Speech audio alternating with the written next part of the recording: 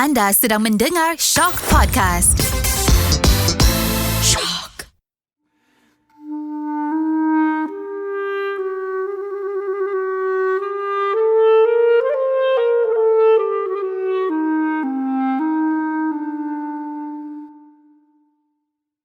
Allah Subhanahu wa Ta'ala mencintai para hamba-Nya yang patuh dan taat kepada perintahnya. Perkara ini boleh kita amati melalui kisah-kisah para sahabat Nabi Muhammad SAW. Keistimewaan yang ada pada mereka adalah amalan yang banyak mereka lakukan di dunia dalam mendapatkan keredaan Allah Subhanahu wa Ta'ala.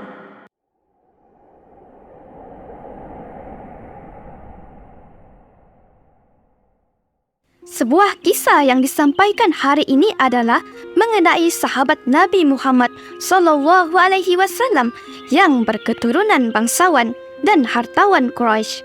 Hakikatnya, orang-orang yang beriman pasti diuji oleh Allah Subhanahu wa Ta'ala, termasuklah sahabat Nabi Muhammad SAW ini yang menderita ketika dipinggirkan oleh keluarganya selepas memeluk Islam.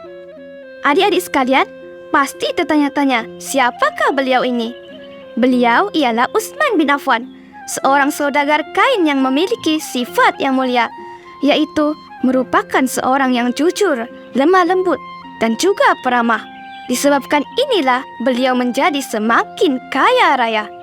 Benar, walaupun Utsman bin Affan ini kaya raya, beliau tidak pernah menggunakan hasil perniagaannya untuk bersenang lenang seperti para bangsawan Quraisy yang lain yang hidup dalam kemewahan. Bukan itu sahaja, beliau juga mencontohi sikap sahabatnya Abu Bakar yang menggunakan uangnya untuk membebaskan hamba-hamba daripada majikan yang kejam. Dengan sifat yang mulia ini, beliau menjadi seorang yang zuhud dengan sikap dermawan yang tinggi kerana mencintai akhirat lebih daripada duniawi. Namun begitu, fitrah seorang manusia beriman tidak akan terlepas daripada ujian. Ini dapat dilihat apabila kesedihan yang hadir di dalam hati Utsman bin Affan. Beliau telah dimusuhi dan dipulau oleh keluarganya sendiri serta kaum Quraisy.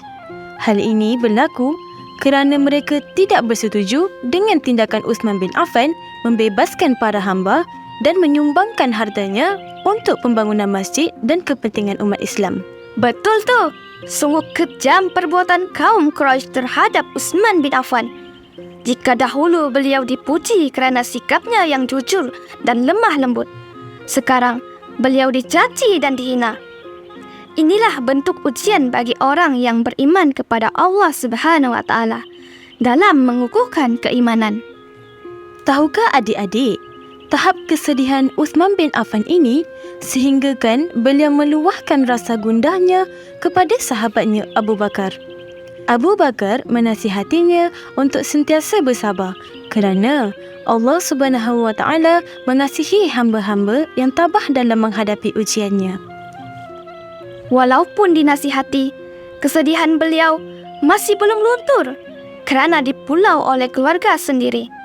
Mereka menganggap seolah-olah beliau tidak lagi wujud. Adik-adik boleh bayangkan tak betapa sedihnya Utsman bin Affan dipinggir oleh keluarga sendiri. Oleh sebab ini jugalah beliau mengatakan hasratnya kepada Abu Bakar untuk meninggalkan kediamannya. Tetapi hajatnya itu ditolak oleh Abu Bakar dengan mengingatkan beliau bahawa orang yang memeluk Islam bukanlah orang yang lemah dan kalah. Sebaliknya, orang yang meraih kemenangan dunia dan akhirat.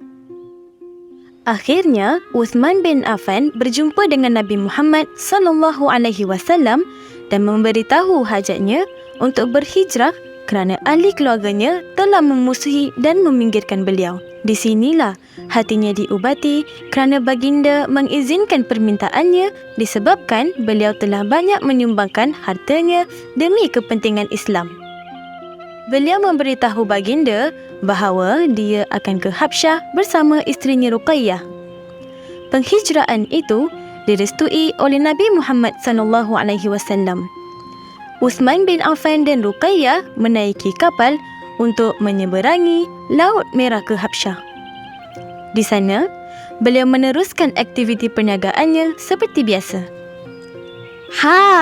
Tahukah adik-adik, sebelum penghijrahan mereka ini, Utsman bin Affan dan Ruqayyah menikmati kehidupan yang aman dan tenang di Mekah.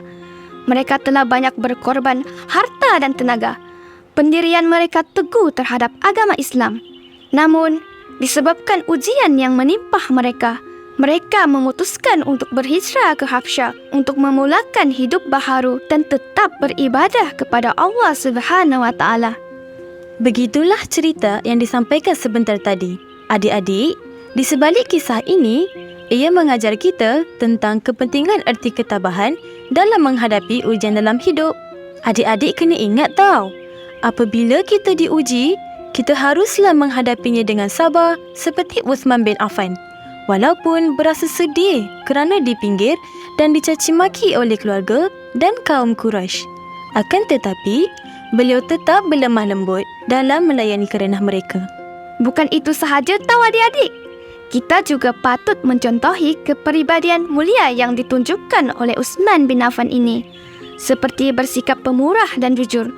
Kerana kita sebagai umat Islam dikehendaki untuk menunjukkan sifat mulia antara satu sama lain. Baiklah adik-adik, itu sahaja perkongsian kami pada hari ini. Terima kasih adik-adik kerana mendengar kisah tentang Utsman bin Affan ini. Assalamualaikum. Koleksi podcast ini adalah kolaborasi antara UiTM Puncak Perdana, Fakulti Pengurusan Maklumat Sains Perpustakaan bersama Zayan dan Shock.